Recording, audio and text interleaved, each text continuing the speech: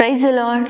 అపోస్తల కార్యము 13:34 చేస్తున్నట్లయితే, పవిత్రమైన వరములను మీకు అనుగ్రహించునని ప్రభు వాగ్దానం చేస్తున్నాడు. నిజమే ప్రియమైన బిడ్డ, మన దేవుడు అనుగ్రహించే సమస్తము కూడా పవిత్రములైన వరములు, అదేవిధంగా నమ్మదగినవై ఉన్నవి. ప్రభు సన్నిధిలో ఈ సంవత్సరం దేవుడిని అడిగండి, ప్రభా నీ ఆత్మతో నేను నింపబడాలి, పరిశుద్ధాత్మ వరములు కలిగి, కృపావరములు కలిగి, ఆత్మఫలములు కలిగి ప్రభు సన్నిధిలో నిలబడండి. ప్రియమైన బిడ్డ, ప్రభు మనల్ని ఎందుకు ఏర్పరచుకున్నాడు తెలుసా?